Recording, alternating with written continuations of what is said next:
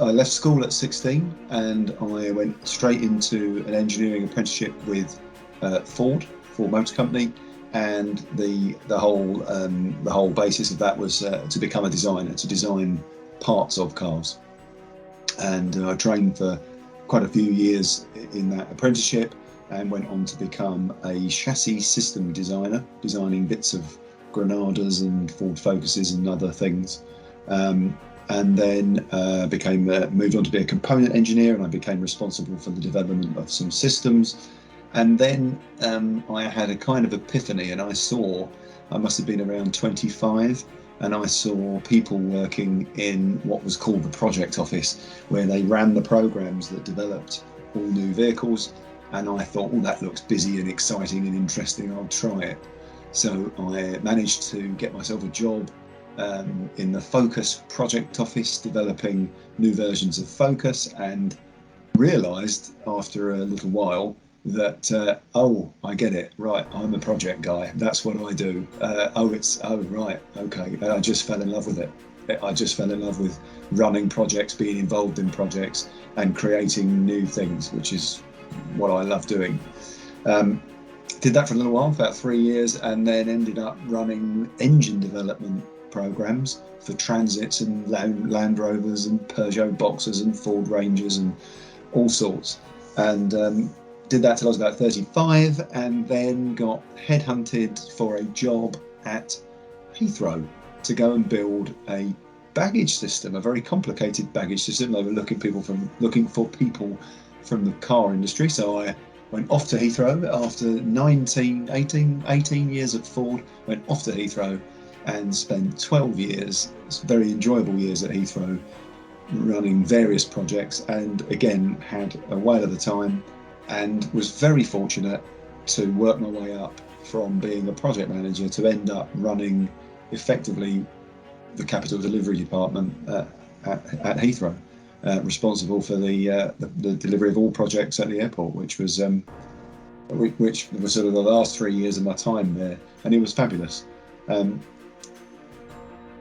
Cut forward to 2020, and our plans to build a third runway were dashed, unfortunately, which was definitely my next job. I was really excited about that because I like projects and I like building things, and I enjoy that. And couple that with a bit of COVID, the airport the fortunes of the airport were looking not so good. Budgets were cut, and I decided it was probably time for me to find something else to do.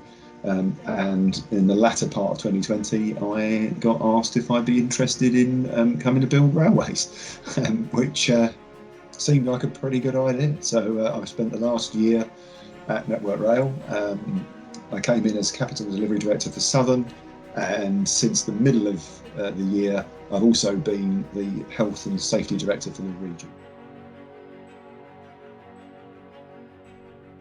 I think sometimes people assume that because you are a white male, and now a white middle-aged male, that you haven't been discriminated against, or that you haven't been shut out of a certain club or circle, and that's not necessarily true.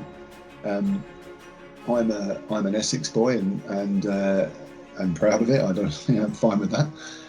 But I was told once that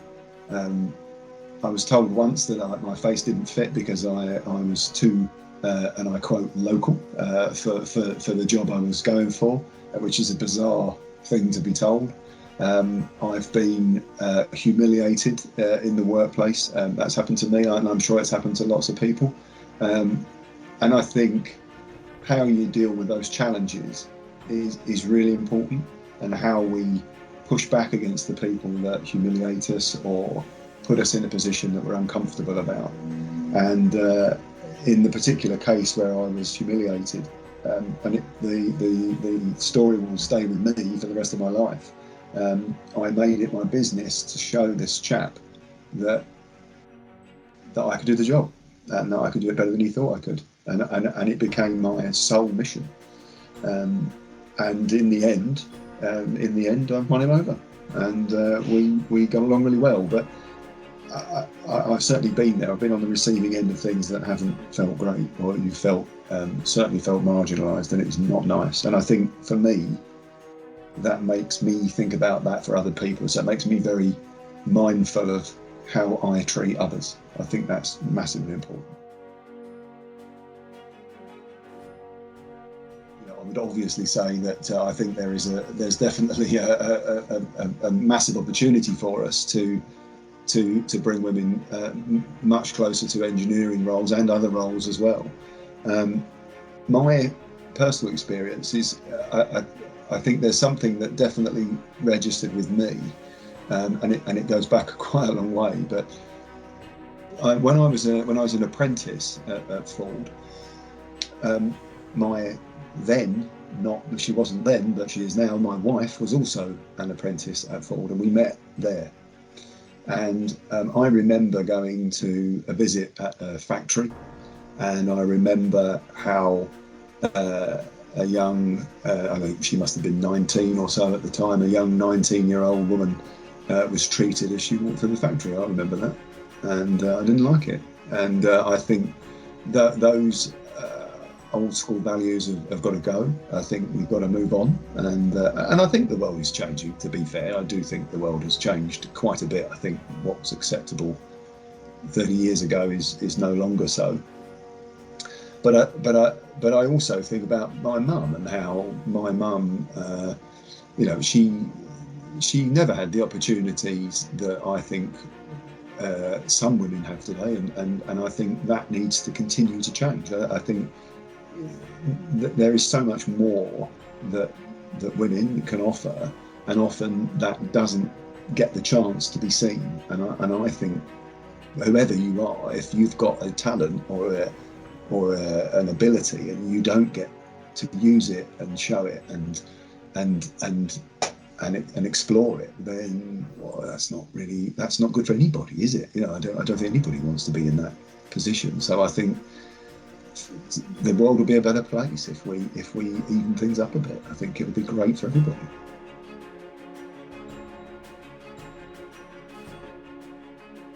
Diversity is the measure of what we have. It's how diverse we are. So it's how diverse we are at a point in time, last Tuesday or today or wherever we are, and we can move that diversity mix. We can change that. We can improve it. But for me, the mechanism to do it is inclusivity. So for me, the thing that we've got to focus on is inclusion. Diversity for me is the outcome, and I think what we've got to go after is inclusivity. That for me is the thing that changes the game. The more that you make everybody welcome, everybody part of what's going on, everybody has the same opportunity, everybody has the same chance, everybody can play, everybody can take part, then straight away the game is different. I've seen examples of people being excluded from things on all manner of levels, whether it be race or sex or sexual orientation or employment status. We've seen people be excluded because they're agency staff as opposed to permanent staff. Well, if they're good enough to be part of the team and they're good enough to do the work, then they're good enough to be part of the event, aren't they? All of this is really important. So it's down to some of those details of how you include everybody, for me, that will change the game. There are some fairly tactical things that we're doing that we know will help. So we're looking at our hiring approach and how we can move to, I think it's referred to as a sort of blind hiring process, where you don't know the name or the gender of the individual or their race, so that you can make an unbiased decision. So try and remove things like unconscious bias. We're also we've done some training around unconscious bias, and we've recently rolled out a whole piece around effectively race equality, but with some really lovely videos that replay real life situations within the business played by actors, but beautifully played, and that land messages in a way that I don't think I've really heard before. And one of them particularly stuck with me, and I just think I think it really brings home the challenges that people of race or who are female or etc. deal with, and I think the way that those things have worked have been brilliant. So I think there's quite a lot going on a personal level. What are we doing? So they're sort of more corporate and departmental, but I think on a personal level, I am actively encouraging the women in our team to step up. I'm personally mentoring now a number of female colleagues in our department and actually in other departments to try and help. I'm actually mentoring a young woman in the commercial team and helping her. And I because there's so much potential, there's so much untapped potential. So there's a few things there that we're doing that I think make a big difference. And the other thing I like doing, and I think helps, is to tell a story. And the one I've told a few times lately is I went on a site visit a few months ago. This is a Network Rail story. It's went on a site visit, and we head down to site, and it's a great project. And I'm not going to say too much because I'll give the game away, but we went down to site and saw what was going on. Great scheme. And there was a young lady stood to one side, and she was very quiet. She was very young, and she was very quiet. And the chaps were talking about what was going on in the scheme, and they talked about some of the ecological advantages that we managed to find in the scheme. And I got the gist from the conversation that this young lady had been involved in making these things happen. So I sort of interjected and said, well, let's I won't say her name. I said, let's hear from the young lady. What have you been working on, and just tell me a bit more about it. And it turns out, she spoke for 5 minutes. I don't know, five maybe 10 minutes, not very long. But what she'd been doing was incredible, and what she'd done to drive that team in a different direction, particularly around their response to ecological matters, was really inspiring. And she was so young, and I just thought, wow. So I made a point of really talking to her and really encouraging her. And interestingly, it's the line of work that my daughter is interested in. So I came home and told my daughter all about it, because I was quite excited about, I've met this young lady, she's doing this, and I think storytelling is a massive part of what we can all do. When you meet fabulous people that are doing great things, talk about it and celebrate it, and particularly if it's a woman, then do so. In the experience I've had at Network Rail, and in the circles I've dealt with, and the people I've met, I haven't seen very much, quite honestly, that suggests that there is a lack of appreciation of female engineers. It doesn't feel like that. That doesn't make me right. So I don't, day to day in the office environment, I don't think that is something that we are hugely struggling with. And I would like to think that we have got to a point where we have a culture that would mean that would be raised, and that people would feel that they could raise that. And I particularly would hope that people in my team would, by now, hopefully a year in, would know that they can come and tell me anything. I will take any feedback and information and act on it. Providing it requires acting on, but I will always listen. So I would like to think that we're in a reasonable place. That said, what goes on at the work site, you can't always know everything that goes on, and I certainly wouldn't sit here hand on heart and say that everything's okay throughout every aspect of our business, or even every aspect of capital delivery and what we do. And certainly when you get down into the nitty gritty of a work site at night, and we don't have eyes everywhere, and we don't know. And I do worry that there are unspoken things that occur. I mean, but you can't know that. I have no proof for that. I've heard a few anecdotal stories, and somebody has confided in me who had worked in in a frontline area and interfaced in a depot, and told me about an experience that she'd had in a depot, and what she told me wasn't okay. So I think it varies, and we've definitely got more work to do.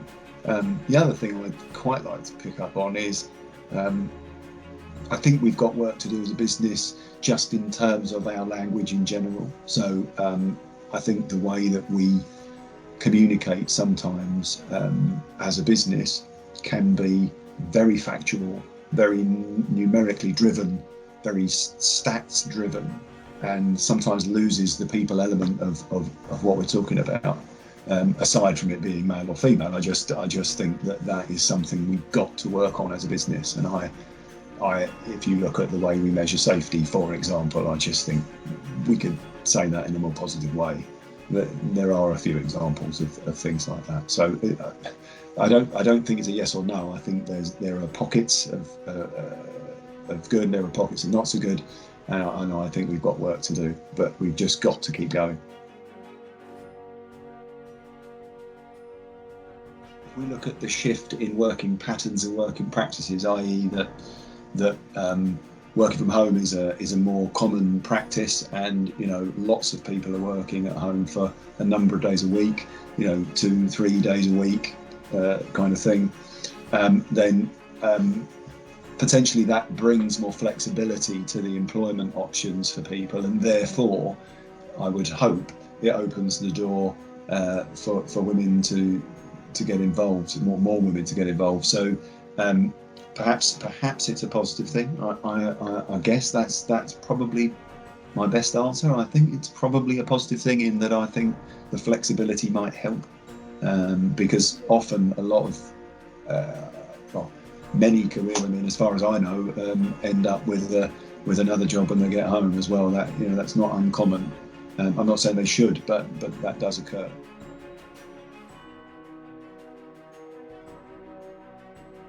You can do anything, you can be whatever you want, and if somebody says you can't, all the more reason to try, because they're probably wrong. So don't let anybody put you off. Don't let a culture put you off. Don't let an individual, at worst, don't let an individual put you off. Just go out there and do your bit, and speak your mind, be self, and good things will come.